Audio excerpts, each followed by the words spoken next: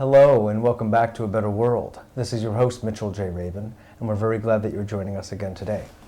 Today we're going to have another very interesting and also very important show. We're seated with Charlie Frair, who is the founder of Partners in Ending Hunger. This is an organization that was started about 15 years ago in the interest of educating people about the nature of hunger, why it exists, and what we can all collectively do about it. Charlie's been making tremendous headway over the past 15 years in educating people and bringing people up to a level of understanding the nature of hunger, the nature actually of humans, what we can do together to create a different world, the kind of world that we all would really rather have, where everyone had food in their stomach, everyone was living a healthful and even happy life. So we're very glad to have Charlie on the show. It's going to be a very interesting show, so please stay tuned with us. Charlie. Great to have you. Thank you. Yeah, absolutely. Now, I just covered some of the general points of it, but what is it that first got you connected to this? I mean, there's so many things in the world to do. Why did you decide to deal with the question of hunger? Right. Well, there's a couple of things. First off, it's just one of those things that's called to me. I live in Maine, as you know, and I am friends with people that are fishermen. And their whole lives they've been called to the sea. I mean, it's kind of a mysterious thing. You're really called. It's something that really means something to you, calls to you, allows you to be yourself. It's archetypal, actually. Yeah. And so one thing is, the way I would really answer that question is just that it's something that I'm really called to. It's something that's important to me. It's something I see can make a difference. It's my life's work, really. But then I moved to Maine, and I really discovered through an organization called the Hunger Project the issue of hunger. And it was really my participating as a volunteer in the Hunger Project that I discovered that this is something that really called to me and something that I could really be committed to as a lifetime commitment. So, God bless you. It's really fabulous. We talk about this subject actually with some frequency on A Better World. Oh, you do? Okay, great. It's quite dear to my heart also. It was just one of those fundamental things that as I was growing up, as we all grew up and looked around at the world and said, what's going on here? Right. Well, I don't understand. I have so much. Right. And they have so little. Right. What's wrong with this picture? I mean, how could grown-up adults, I used to say to myself when I was about 13, live happily in a world and keep gathering more nuts to themselves, whereas others have nothing, and they just kind of go day by day, allowing that situation to be. Well, actually, I found it very perplexing. Yeah, I would say we can't actually do that. That we act that out that we do, but at the core of each of us, we really know that as long as there is, in the world, there's about a fifth of the population is hungry. So living in that world, we really can never be happy, in my opinion. We can I agree with you. Acquire things and have things that show that we're successful. But to be really happy and to really experience joy, I think really isn't that possible when we know in the recess of our mind somewhere, no matter how much you want to suppress it, that there's about a fifth of us as human beings in the human being family that aren't making it right now. And well put. Yeah. So that is another reason why I really see it as a great issue, because I don't see it as an issue where I'm working on an issue that's for some people. I think that hunger affects everyone. So I'm really working on an issue that affects everyone. And the quality it's a human issue. Yes, the quality of everyone's life is going to be much better once hunger is ended. Not only the quality of the lives of people that are currently hungry. Oh, so excellent point. Yeah. That I guess actually is too overlooked. Because you know how we feel when we make someone else happy. Right. Or we contribute to their happiness or their well-being. Right. We stereotype what we think a hungry person is. And we have images of alcoholic or laziness or maybe drug addiction or pregnant teenager. I mean, we have these different images. Illiterate, ill-educated at least. Yes. And one of the major facets of the problem of solving the problem, of what I more call resolving the problem, not solving it, is that that the stereotype is not true. Yes, there are pregnant teenagers that are hungry. There are people that are alcoholic that are hungry. But that's not really the stereotype at all. In fact, And if people I think we've invented those stereotypes to protect us from the reality that there are people that have the same desires, the same commitments, the same wants, the same wanting of joy in life and wanting to have children and have a great life. As us. As us, as you and me.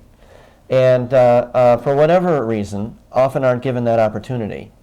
And without that opportunity, have to live a life that they suffer in, and then we suffer because they're suffering. Yeah. So. Yeah. These are all distancing mechanisms. Yeah, exactly. That's right. It's exactly. a form of armoring. Yeah. So that we don't have to stare the truth in the face. Right. Which right. is that our own brother or sister is hungry. Yeah. And, we can do something about it. Right. Now, one of the subjects that comes up a lot is, well, should I feed someone the fish, or should I give them a fishing rod? Right. Or the ability to, buy or fashion a fishing rod. What is your take on that, and how does your organization speak to that? Yeah, I've done speeches on that saying, so I'm well prepared for that question. Please. But first off, one of the things that's very difficult for human beings to get, for people to get, is that hunger is not really an issue of food. That's kind of the compartment. If you compartmentalize this issue, that's what you do. You say, well, it's a shortage of food, or you've got to redistribute food, or farmers have to grow more, something like, that's where we naturally would think in terms of hunger. But that's kind of like giving somebody aspirin for a disease. I mean, it's, it just is, it doesn't really do anything. It maybe it lessens the pain for a minute, but it doesn't really solve the problem. It's a palliative. Yeah, and the truth is, there's enough food on the planet today to feed between 7 and 8 billion people. And I think it's going to be 6 billion people on October 23rd or something is when we hit 6 billion. So not that population isn't an issue. If things keep going as they are. Yes, not that population isn't an issue, and it's something that we need to pay attention to in the world. But at the same time, it's important for people to know that there actually is plenty of food to feed everybody. Of course, then staying in the food mode, what people will say, well, then let's just redistribute the food. But logistically, to redistribute food to 1 billion people is, when you start thinking about the logistical nightmare of that, and then you also see that often when food is redistributed, it sets up a defining element of I have, you don't, therefore I give to you, you owe me. You set up a dependent society, if one you will. above, one below. Yes, and also a dependence. So that the whole saying about give a man a fish and he eats for a day, teach a man a fish he eats for a lifetime. The problem I have with that saying actually is that it's a half a sentence, or it's only part of a sentence. And a lot of people hear that sentence in the context of ending hunger and say it's better to teach than to feed. And the truth is, given the current situation, you need both. And it's funny living in Maine because I can demonstrate it in Maine in real life. How so? The fishing industry right now is really going bankrupt. It's really hurting. Yes. It's been in the New York Times, in fact. Yes. So there are many fishermen, for the first time in generations, the sons of great-grandfathers who all these generations have fished, fishing, yeah. all of a sudden can't fish anymore. So we're confronted in Maine with the problem of what do fishermen do now? And so... to be quite literal about that phrase, right? Right. So, and one of the things you see quite obvious is that in terms of teaching, one needs to eat while they're learning. And that even in this case, even if they learn to fish, if they went out and fished, they might discover that there's no fish. So... is that the problem in Maine now? Yeah, there's a scarcity of fish. Yeah. So, so there's really 4 types of responses that you'll discover in a community in regards to ending hunger. And what we've discovered is all 4 types are necessary, and if a community doesn't have one of the 4, it really would have a very difficult time resolving the issue in that community. What are those 4? And I'll tell you in a second. Okay. And by the way, we look at it as a community issue. So when we think about ending hunger, we think about how would a community do it, not how would an individual do it. A community could be a state, it could be a neighborhood, it could be Rotary, community, a group of people that would have that commitment. How would they go about that? Yes. And the 4 responses in most geographical communities are, first you have what we call the immediate response. An immediate response is that you see there's an emergency in your town, people don't have food, and you set up something to respond to that emergency. Soup kitchen is a great example. Food cupboards are a great example. Homeless shelters are a great example. I mean, people look out, they see this need, and they fill it immediately. That's a funny phrase, homeless shelter. Yeah, it is, isn't it? But I think we need to update that. really, we do. But so you have this. So first type of response you have in a community is what we call immediate response. Then at the same time, you have what we call empowerment response. Empowerment and response are organizations like the literacy groups, job training groups. Schools could be considered an empowerment group. So, by the way, could daycare centers. An empowerment group we define as an organization that supports a person in beginning to end their own hunger or end their own poverty. They learn a trade. They have support so they can get a job, like that. Take some kind of affirmative role. Right. In active role. Right. So there you've got changing give a man a situation. fish, teach a man to fish, and then there's two more. Okay, that's why I'm saying it's a half a Yes, sentence. indeed. Then you have what I call advocacy groups. And advocacy groups are organizations, by the way, immediate are in every neighborhood. Empowerment are more regional. And then advocacy groups are even bigger than that. So they cover more geographic territory, okay? So an advocacy group could be something like the Results Organization, which you may be familiar with, which lobbies with our congressmen and congresswomen in terms of what bills could be passed that would support people that want to end their own hunger themselves in doing that, Yes, okay? yes.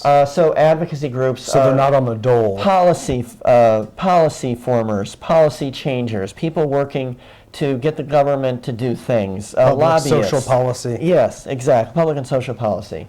So that would be the advocacy groups. And then you have the rarest kind of group, which is a strategic approach to ending hunger. And that's, by the way, we consider ourselves one of those types of organizations, and they're even more geographically and less of them.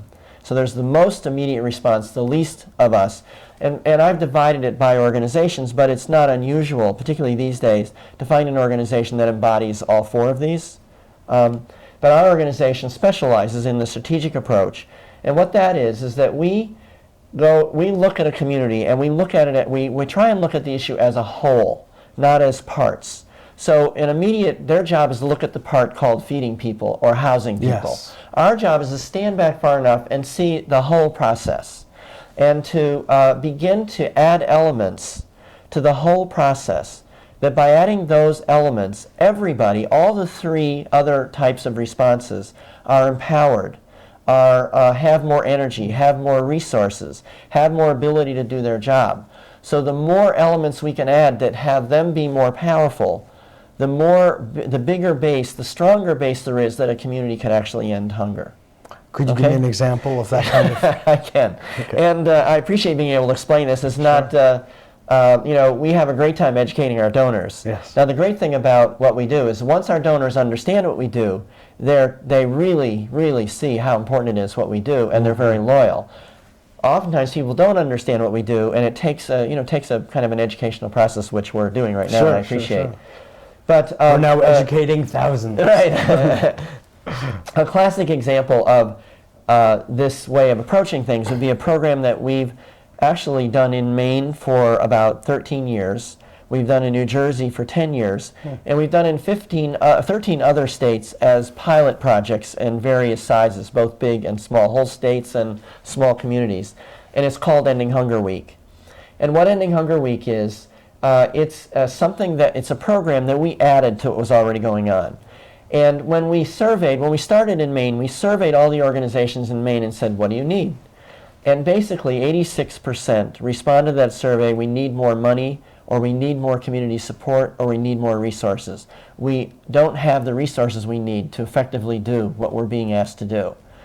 So Does that mean money It itself? basically means money. Okay. But there's a lot of ways to think about it. Really that what they need is more It could be a physical community. space, it could be actual food, it Right. could be hands-on people, human resources. What it really boils down to is they need more community support. They need more support from their community. Yes. So we designed this program called Ending Hunger Week that is a 10-day, we call it a 10-day fundraising drive. It's a 10-day event. It's 10 days around Thanksgiving. It's the weekend before and the weekend after. And what the groups do during that 10 days is that we've brought all these different types of groups together. and they all raise money for themselves. Now, we've designed it so that they raise money for themselves. So that's, first off, that's the way a strategic group would think, so that they would learn how to do it themselves rather than ever needing us. Okay, that's an element of being strategic, is you do it so people can do it rather than you're going to do it for them. So not only people are empowered, but organizations are empowered. Right. And there's never the development of a dependent or certainly a codependent relationship. Exactly, exactly. And for instance, some of the organizations, 2 or 3 in Maine, one soup kitchen in a town called Skowhegan, Maine, I can talk about as an example, raises its entire budget during that 10 days, their entire annual budget. They now use that, and they've trained themselves as an organization to do that. So what we did is we provided a mechanism, if you will, or a catalyst, a way that they could do what they needed to do, but we didn't do it for them. Now, at the same time, one of the things about a strategic group is you're working on many levels at once, okay? So in addition, so we brought them together around an issue that they said they wanted and needed. So that's how we got their interest. But then we got them together, and one of the things we noticed is that they don't, for the most part, they were not working together. In fact, there was a lot of territorial issues, turf issues in Maine. I think this is probably true around the country. Everywhere we've gone, we found this to a degree. But there's real turf issues and a real scarcity mentality. In other words, if you raise money, then I won't get any in this community, and if I raise money, then you won't get any. So people are competing against each other. So you mean, in other words, the ending hunger organizations or the feeding are competing for the limited resources, what they perceive as the limited resources. They are themselves coming from scarcity. Yes, exactly, exactly. And in the culture we live in, capitalism, it's great when 2 restaurants compete. It makes it good for you and I, the consumer. It does not make it good for you and I, the consumer, when our nonprofits compete. All right, it should be totally the opposite. So one of the things we've managed to do through Ending Hunger Week, and one of our goals was to bring actually organizations together that no longer, that didn't see themselves working on the same issue, and have them all declare they are working on the same issue called ending hunger, even though they're doing what they're doing. So they realize they're all now working on a bigger issue, and they use that as a way to, and enormous partnerships have happened out of that in Maine. There's the Maine Coalition for Food Security that started. We were the first state to have a state commission appointed by the state government, whose job it was to bring to the legislature proposed solutions for ending hunger and poverty in Maine. Not for studying the problem, not for seeing if hunger exists, but to bring to the legislature proposed solutions for how Maine as a state could be the first state to end hunger for all its citizens. That is fabulous. So, and that's a direct outgrowth of this Ending Hunger Week, which was only meant to be a catalyst to what was already going on. So that's a demonstration of how a strategic group thinks. So you're and how we operate. Consultant to the field of right. nonprofits right. that are committed to right. ending hunger. Exactly. No matter what level of those 4 responses they're addressing. Yeah, and it's actually more than consultants, because we actually provide something that once it's provided causes something else to happen, like this partnership. Well, any good consultant is going to I guess you're right. have to That's get the same results, kind of term. otherwise he won't get hired again. That's right. That's where I come from. Well, we found that if you bring people together around what they say they need, you can start there. Oh, absolutely. And the group said they needed more money, so that's where we started with this. But our intention wasn't to get them more money. Our intention was to build an alliance that would work as a kind of a group, as a united front for ending hunger in Maine. Just to rephrase what you're saying, Charlie, it sounds like what you did is you reframed the problem. Yes, exactly. That's exactly what we did. From one of individual competitiveness between organizations in a given locale to seeing the larger rubric, the larger perspective, which is we're all in the same thing together to work together to end hunger. Let's work cooperatively. So you change it from a competitive situation to a cooperative situation. And it changed the entire vibration, if you will, the dynamic between the human beings and the organizations. Perfect, exactly. And the kind of the facts are, the statistics show that we had about 45 groups the first year in Maine, and they committed to raise $50,000 as a group, and they raised $190,000 during 10 days that first year. Last year, there were 75 groups, and they raised $909,000. $900,000, $920, something like that, $1,000 in 10 days. So in Maine, that's a phenomenal thing. There's no other fundraising drive in Maine where that many groups raise that much money in that short a period of time.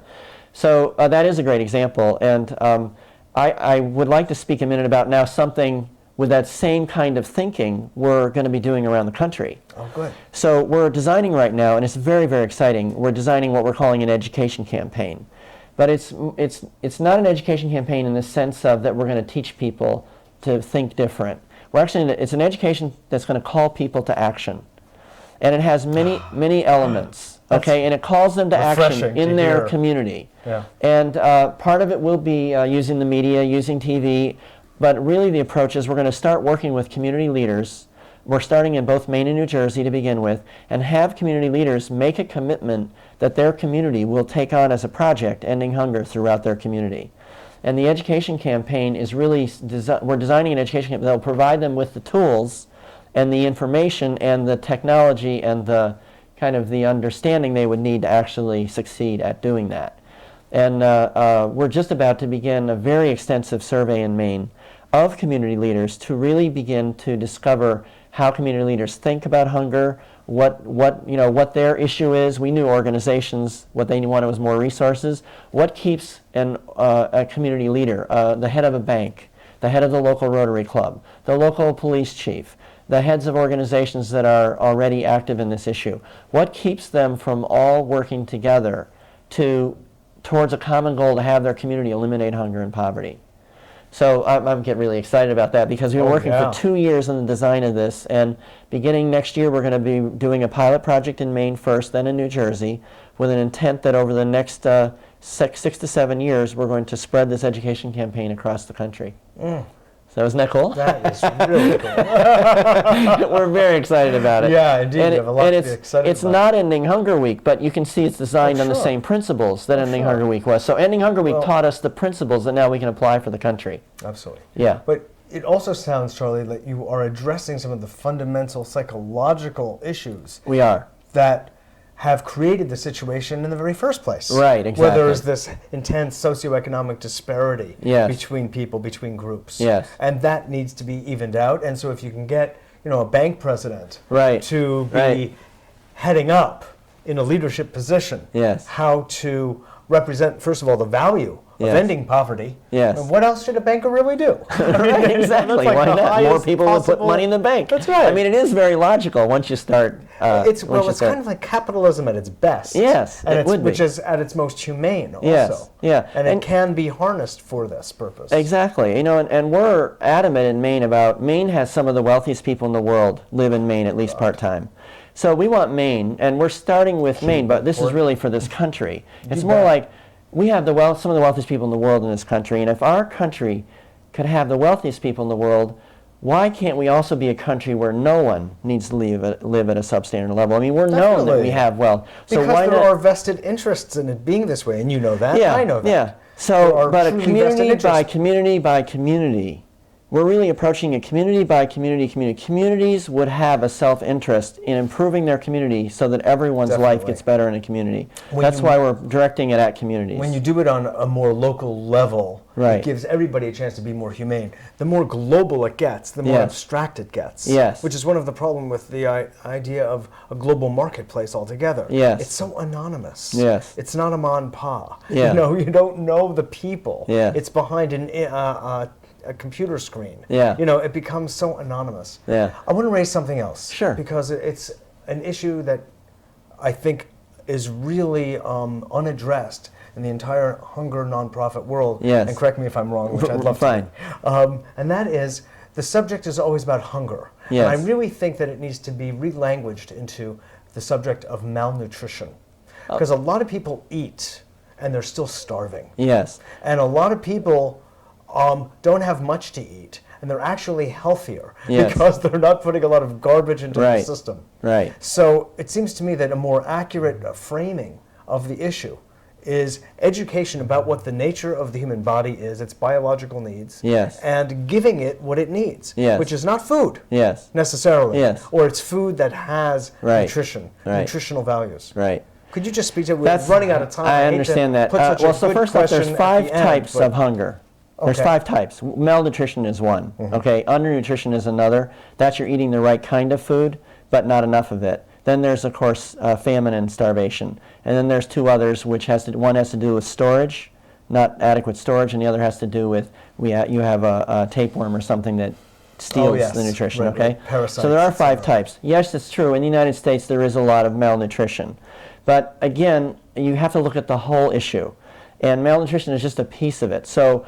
Educating people about better nutrition is a great step, but it's only part of a much more comprehensive in any community step. Okay, it would be part of something. It would not be a solution.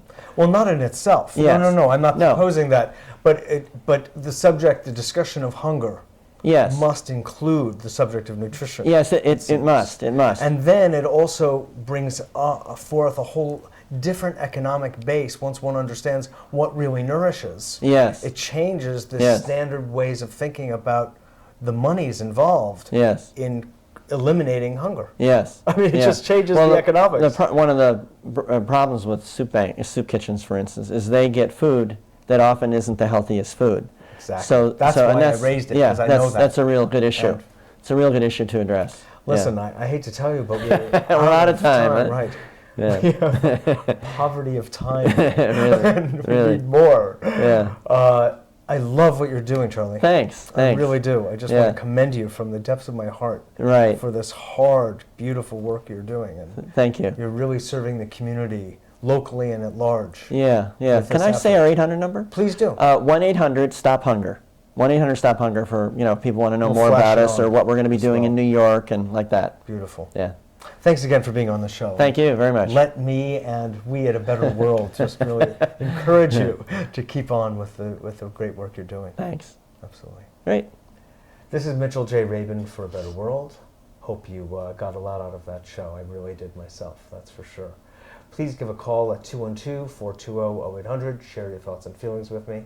Love hearing from you. And I look forward to seeing you all next week.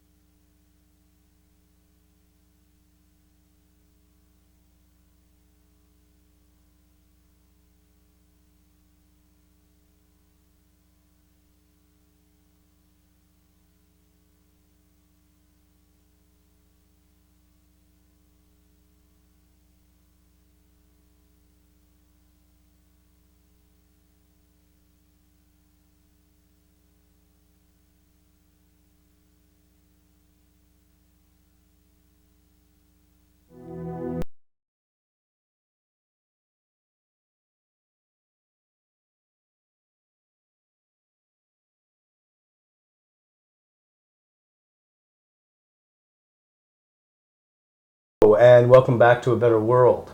This is your host, Mitchell J. Rabin, and we're very glad you're joining us again today. Today we're going to have another very interesting show. We have the author of this book, The Mountain of Silence, Kyriacos Markides, who has been a guest on our show before, and he has written extensively about Eastern Orthodoxy. He is Cypriot by birth. He is a professor of sociology at University of Maine, and he's been fascinated with basically the religion of his birth that has come to him over the past number of years. He's also written extensively on the work, the healing work of Daskalos from Cyprus as well, and he's very well known for that.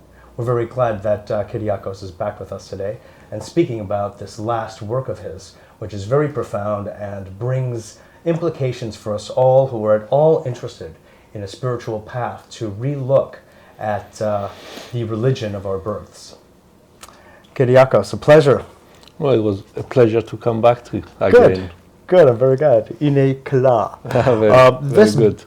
This book, Kyriacos, has been, what I've gotten from it so far, has been so really lovingly transporting for me. It's brought me into a world that I really don't know much of, but have kind of an instinctive feeling for, and that's the Eastern Orthodox monastic life. Yes. You know, even though I was born Jewish, I didn't let that get in my way. Yes. But bringing us to Mount Athos, which is what the book does, and to Cyprus, following in the footsteps of the father Maximos, I have been just completely enchanted by the richness and simplicity, if you will, of this life and the intense, ongoing commitment of an entire bevy of monks, hermits, mystics, basically, that have been following this path for so many hundreds of years. And I feel like you've captured a lot of the spirit of that in your writing style and your questions and all of that. Yeah, it was. I start with a thank you, in other words. Well, thank you for all these nice words. Of course. And it was a revelation to me because I inherited all the prejudices that we have accumulated over the centuries against Christian monasticism. We welcome the Dalai Lama to America and we're very excited about what he has to say. We are excited about the Maharishi coming from India. We are excited about all these lamas and monks that come to our shores. But somehow we are not used to the notion that Christian monks may have something to tell us. And it was a great discovery for me. Familiarity breeds contempt. Yes, well, there are historical reasons why we feel that way. But that's how I felt. I assumed that if I wished to engage in some kind of spiritual practice, either I had to meet somebody who was outside of the church like Daskalos, which really excited me for many years, Sure. or I had to go to India or to Tibet, to some mountain top and meet some lamas and yogis to tell me about spirituality. But not your own backyard. I never believed that I could find it in my own backyard, yes. Now, what do you think those historical reasons were that you just cited, or at least some of them? Well, you know, in the West, whenever we think of monasticism, we think of the Inquisition, is one thing. Second, because of the Protestant Reformation, monasteries were considered to be outdated institutions. And therefore, the focus has been this world and how to make this world better. And I think that was a terrific development in history. The West has become more and more this worldly, so to speak, yes. Whereas the East, meaning India and Tibet and so on, remained inward. So there was an external enlightenment in the West, whereas in the East there was this inner enlightenment, as Robert Thurman points out from Columbia University. Yes, indeed. But I think the East is also within the West, and we haven't known that. Even by the greatest historians and sociologists, they assume that the West meant Western Europe. But there is another part of Europe, the eastern part of Europe, that preserves certain spiritual practices and traditions that are found in some ancient monasteries. And these are very much like the traditions that we seek in Tibet and India. So which are essentially monastic. Yes. Really. So when I first encountered Mount Athos, I thought, gee, this is the Christian Tibet. And that excited me a lot. And I had the fortune of meeting Father Maximos. The moment I stepped on Mount Athos, basically, the monastery that I first went, he was right there waiting for us. and it was an instant kind of a love affair, if you will. Yes, of course. Of You know, course. you live with people for a lifetime next door, and all you say is, "Good morning, how are you?" And you meet somebody for about 5 minutes, and you feel as if you have known these people Your whole for life. your whole life. Exactly. Tell us more, if you would, about Father Maximos. He's an interesting character because he is, first of all, very young. Yes. And yet he's also considered an elder Yes. in the tradition. Right, I didn't know that when I first met him. I met him on Mount Athos in 1991 when I first visited the place. And he was at that time something like 32, 33 years old. However, I was very impressed with his extraordinary wisdom. And we had a lot of conversations about Christianity and monasticism. And at that point, I realized that he had charisma. Charisma meaning that somehow he was gifted in some spiritual way. And In the true sense of ancient Greek, that in is. the true sense of charisma. Charisma in Greek means a gift, divine gift. And one of the gifts he had was extraordinary wisdom. And he introduced me to one of his elders who was a hermit on Mount Athos. I called him, he was Elder Baisios. So what I realized there was that the tradition of eldership, meaning that there is a master who supervises the spiritual development of disciples, was something that I assumed existed only in the India East. and in the East. But I found it on Mount Athos. And I was planning on going back to Mount Athos to be with Father Maximos and to learn more from him. And then I found that he was literally kicked out of Mount Athos by his elder. By his elder. By his elder. Right. And he asked him that he had to leave and go back to Cyprus. He comes from originally. That was Originally, another element of connection. So Yeah, it was an incredible if development. someone doesn't start. Yeah, synchronicity, yes. So when I was planning to go to Mount Athos, he was on Cyprus. And that was a time when I was also asked to be part of a committee, an international committee of Cypriot scholars, to promote research related to Cyprus. So I had to be in Cyprus twice a year. Right. And there was Father Maximos right there. And who was the person who was more or less his confidant and advisor on the island? One of my best friends, Stephanos, that I call there. So all these synchronicities brought us together. So I had a sabbatical in 97, and I spent it at the monastery there where he was the abbot. And this is Basically, you acted as his chauffeur. Yes. And you drove him around all various parts of the island. Of the island, because... And you picked his brain. That's right. One of the problems... You're an academic. I was an academic. You know how to dig. Right. So I went there, and I needed to give myself a role in the monastery. I just didn't feel like being an observer. Sure. And I asked him, well, how about if I become your chauffeur while I'm here, and you relieve your driver, because he doesn't know how to drive himself. And he accepted it. And by being his chauffeur, I was with him quite a bit of time. You spent more time with him than the monks do. Yes, other visitors right. or what have you. Yeah, and that was quite a treat because I had time to be with him alone and have conversations about various spiritual issues. Right. Now, And- I'd like to get into that a bit. Yeah. Because it's interesting. We've all been secularized despite Yes. its So did I. function. Exactly. We've all been. I meant, Right. from Eastern Europe west, Yes. if you will.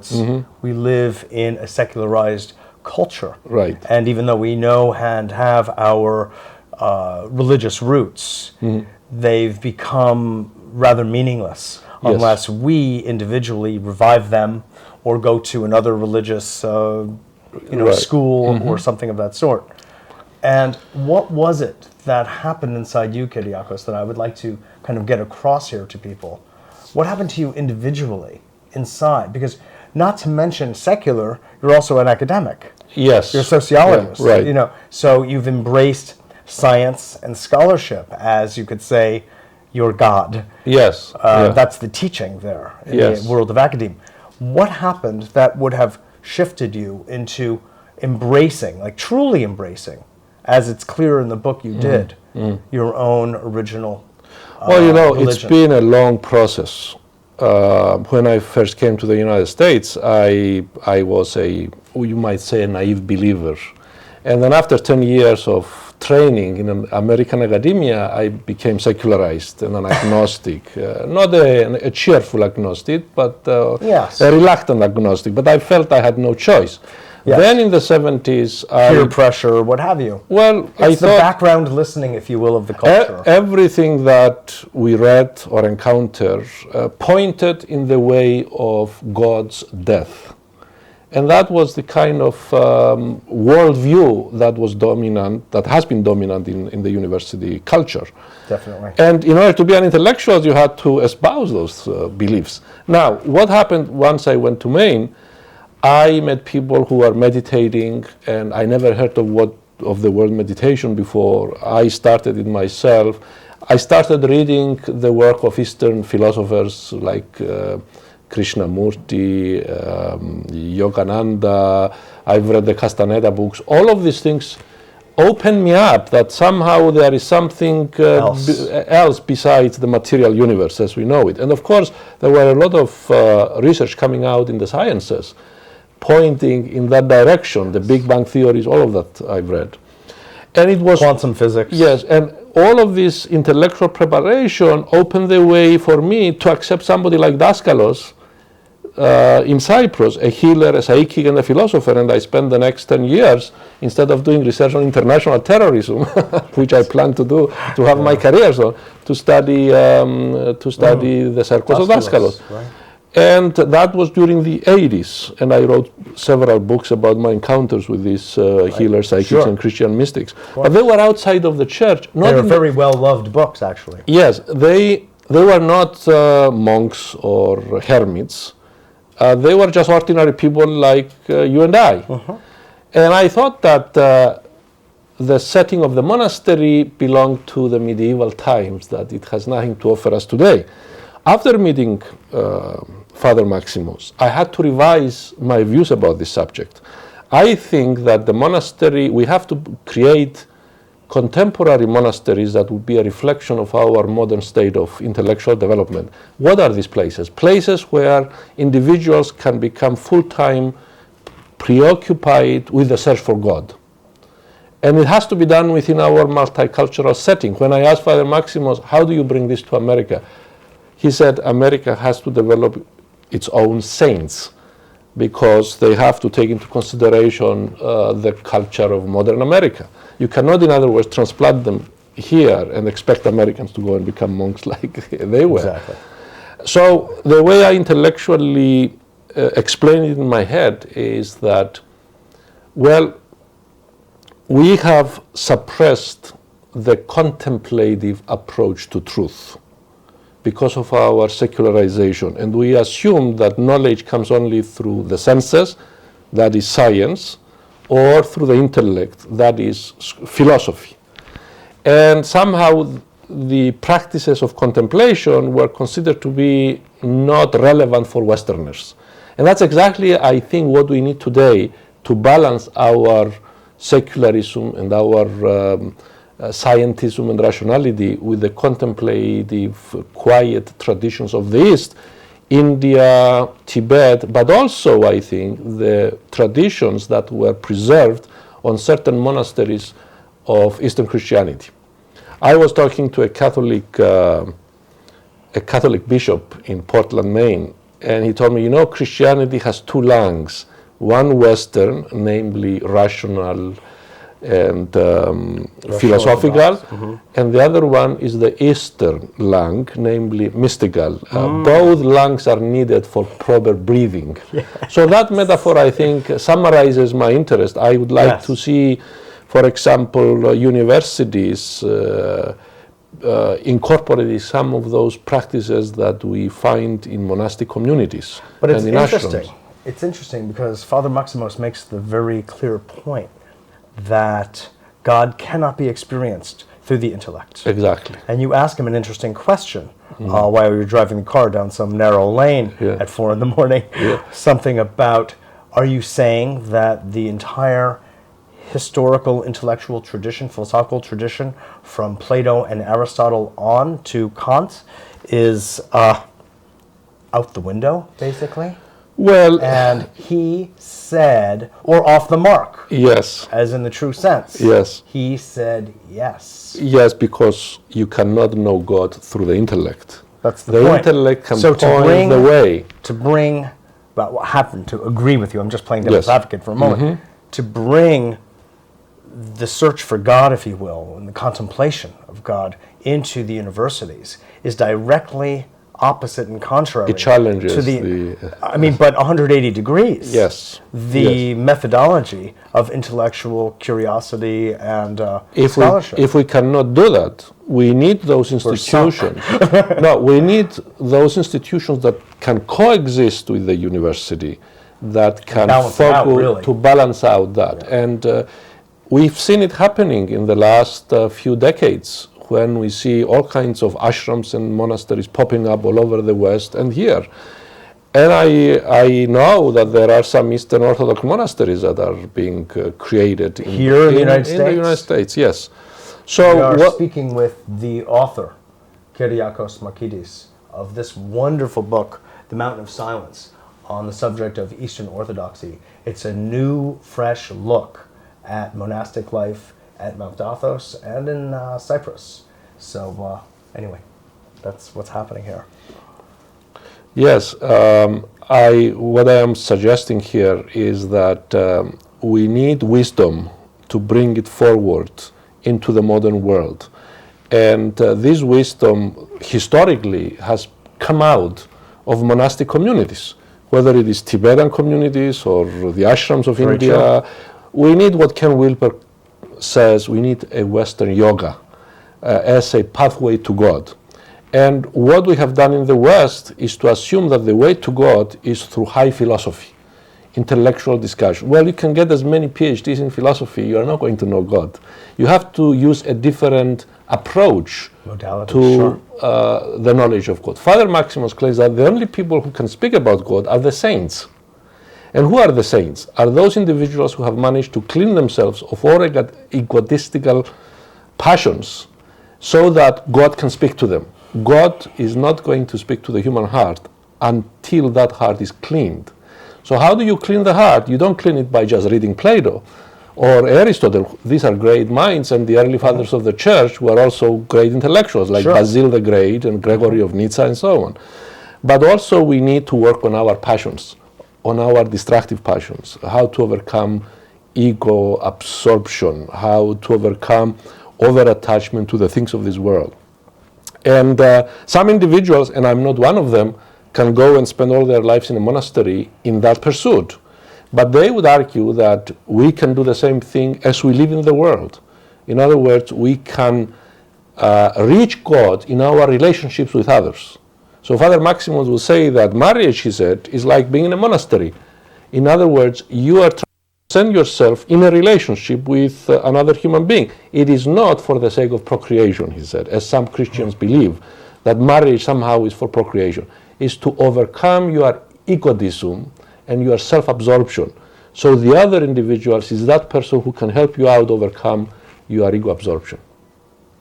Which means sacrifice and so on. Absolutely. I was going to say, to buttress that really, that it is often said that people who have children are engaged in the greatest act of self-sacrifice possible. You must be selfless. And if you're not, you become so. Yeah, you have to. Yeah. Father Maximos would say that in every situation that you are in, and anything that happens to you, either positive or negative, is a challenge to discover God. And therefore, one should exploit everything that happens to oneself, positive or negative, for spiritual development. I think that's a very valuable point, Kyriacos, also because the idea that the heart must be cleansed for God to visit, I think there's some truth in that, but I'll tell you, I think it's also slightly too linear. I don't think it just goes that way. I mean, in my experience, God visits those who just bend an ear. even if they're criminals in jail, Oh, yes. or they've done Yeah. horrendous things, and their heart is terribly impure. Yes. But there is some kind of listening. The key is Does that yes. harmonize with your It understanding? can happen to anybody at any time. I mean, Paul on the road to Damascus was not exactly going to worship God there. He was going to persecute Christians. And he had this transformative experience. And there are criminals Exactly. who can change drastically from one moment to the next. In fact, yes. That can be the result of some experience that an individual may go through. A negative experience, for example, can be a catalyst for spiritual development. Oh, definitely. Father Maximos will say that the fact that you spend a lifetime in a monastery, it doesn't mean that God will speak to you. Of course, God is inside every human being. It's a question of of creating a communication with God. Exactly. And one way is to clean the heart, and that means that we have to work on our over-attachment to our desires and passions and so on. Exactly. That's why marriage, he says, is not a hedonistic institution, but rather it should be seen as an institution that can help human beings grow towards Indeed, God. ascend, so to speak. Some say, a famous Jungian, Guggenbill Craig, in the book, he calls marriage dead or alive. He says it's the most sacred discipline and difficult path of all to spiritual awakening. Yes. Because you're living with your master. Yes. Living 24/7. Exactly. Well, every human being that comes in your direction is giving you a lesson, basically. True. That's why on Mount Athos... However, when you're with somebody living day in, day out, it's a bit more intense. You know, on Mount Athos, they have a custom that whenever they meet one another, the monks, on a path, let's say, they have to bow down and kiss each other's hands to remind themselves that any stranger you meet is God. Is also God. Yeah, yeah. That's beautiful. Now, speaking about the knowledge of God, he would argue that the path to God is the path to humility.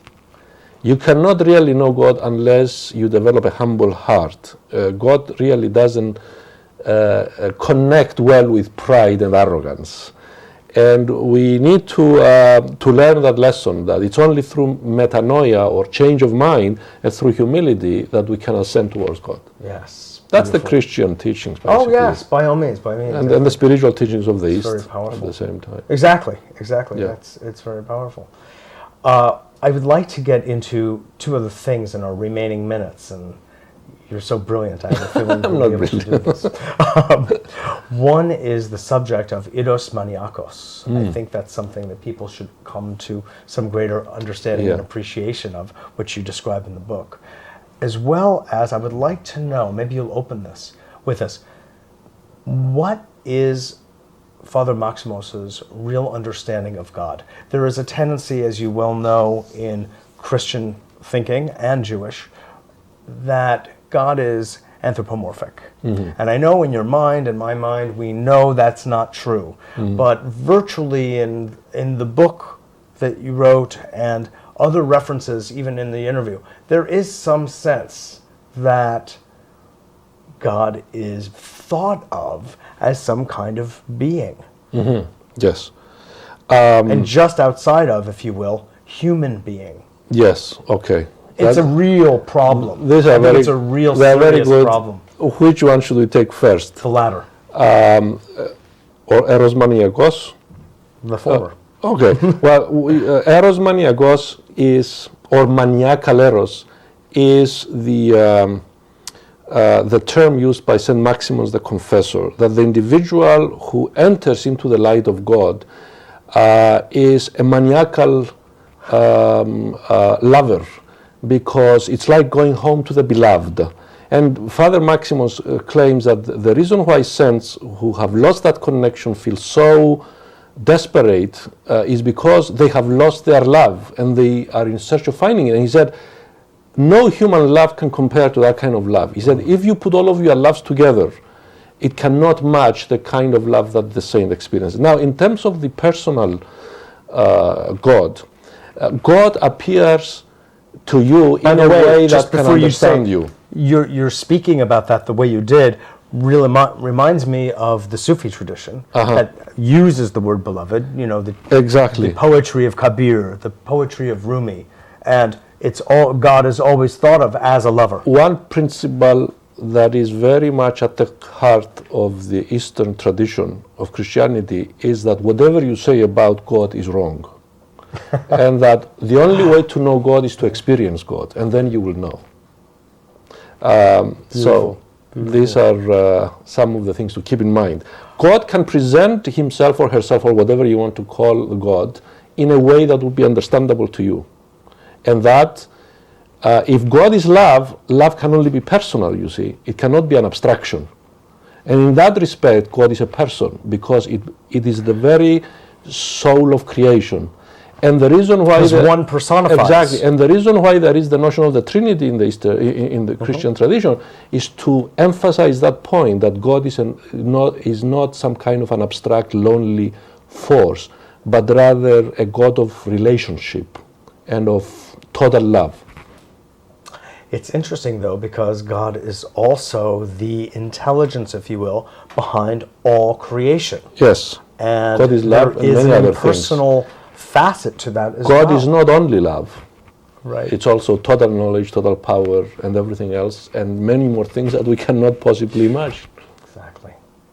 Kyriacos, Efraristo Parapoli. Thank you very much for being here with us. Well, and sharing I'm very honored, and I'm your always knowledge. very happy to meet you. Good. Mitchell. Good, because this is really very powerful and very meaningful and work that is very of the moment for us at this point in our society, and people need to really review and revisit our own traditions. I believe so, and helping for bring me that it back. had an incredible healing effect in my own soul. Very good. Thanks again, Kyriacos. Thank you. This is Mitchell J. Raven for A Better World. I hope you enjoyed that as much as I did. Keep the thoughts and feelings going on this subject. I think you'll only benefit, and get a hold of this if you get a chance. Mitchell Raven for A Better World. Thanks so much for joining us. We look forward to seeing you next week.